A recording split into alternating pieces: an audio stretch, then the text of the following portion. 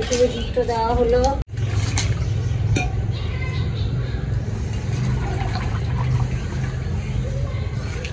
মামির ছবিটা তুলে নিস, ভালো হবে। বন্ধুরা, দুধটা কি সুন্দর ফুটে উঠেছে। এটা দিয়ে আমি আর পনির বানাবো।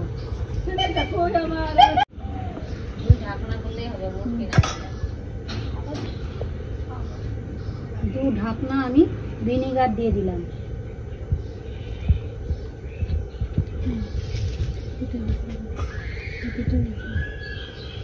ছানাটা হয়ে গেছে।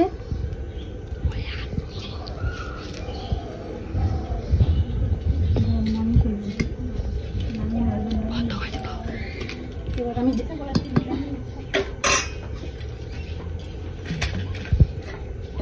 ঠান্ডা জল দিয়ে ছানাটাকে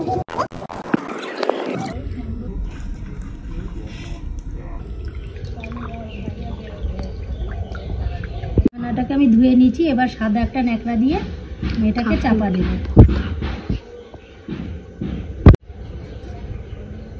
আলুগুলো আমি কেটে নেব, খোসাগুলো ছাড়িয়ে নিলাম।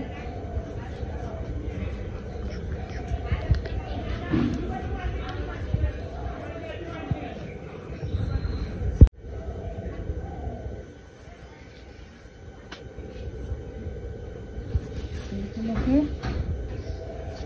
এরকম করে কেটে নেব।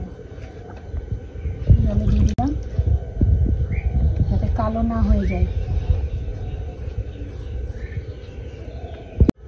আদাটা কেটে রেখেছি, বেটে নেব।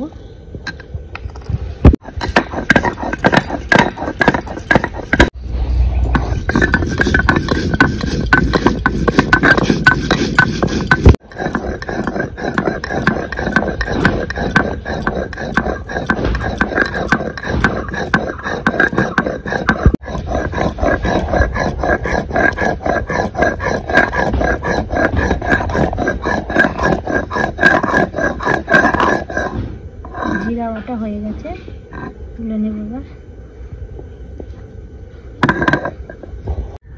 লঙ্কাগুলো বেটে নেব।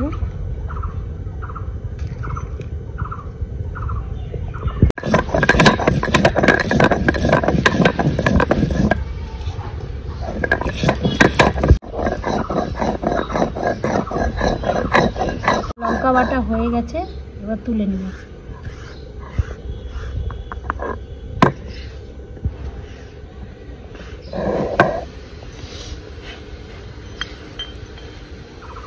আমি পনিরটাকে ভারী চাপা দিয়ে রেখেছিলাম, এবার উঠিয়ে নেব। কেমন হয়েছে পনিরটা?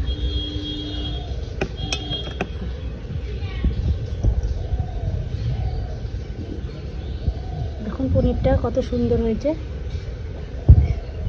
একটু পাতলা হয়েছে, দুধটা 1.5 লিটার ছিল।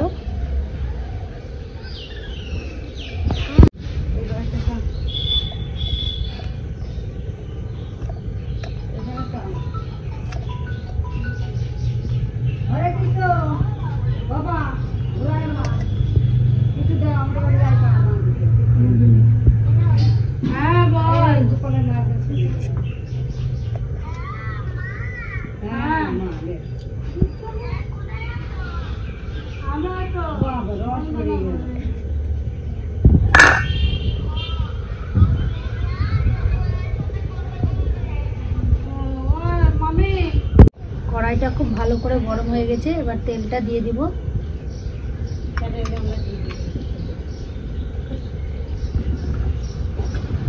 আলুগুলো আগে থেকে কেটে রেখেছি, লাল লাল করে ভেজে নেব।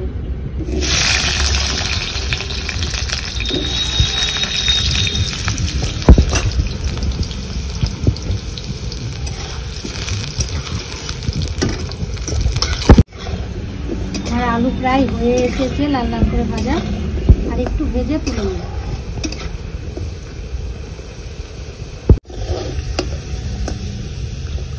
আলু আমার ভাজা হয়ে গেছে, লাল লাল করে তুলে নিলাম।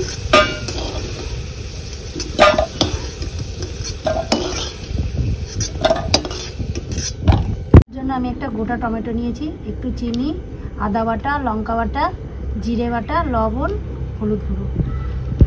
তার মধ্যে আমি পনিরগুলো দিয়ে দেব। ওইটা দেখাস।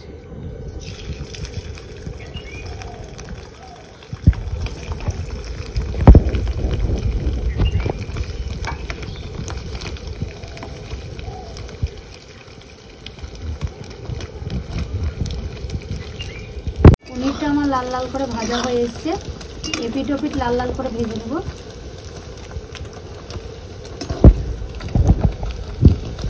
পনির আমার লাল লাল ভাজা হয়ে গেছে, এবার আমি তুলে নেব।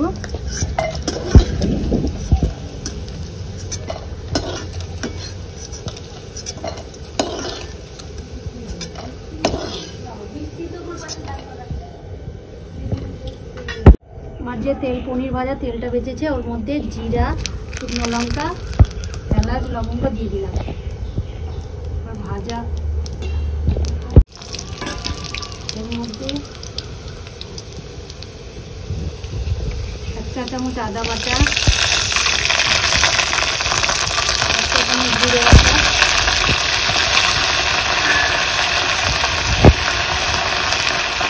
1 চা চামচ লঙ্কা,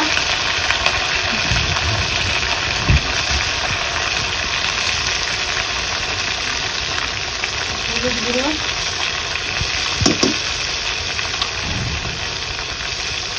গোটা টমেটো, স্বাদ মতো লবণ দেবেন।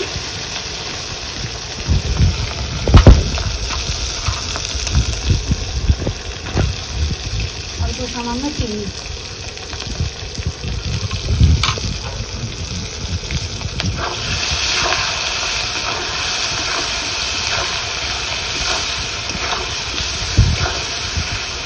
মশলা আমার প্রায় কষা হয়ে এসেছে, আর একটু কষিয়ে নেব।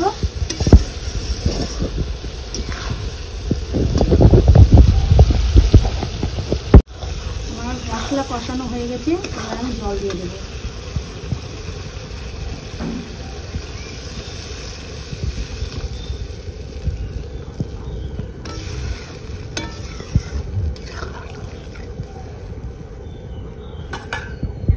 ঝোলটা ফুটে গেছে, এবার আমি ভাজা পনিরগুলো দিয়ে দিব।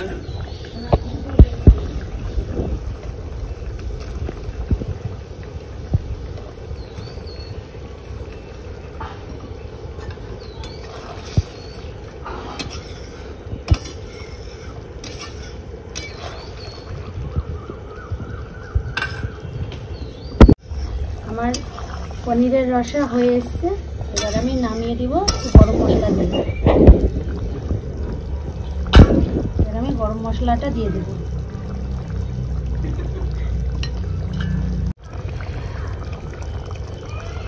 আমাকে বলিস না।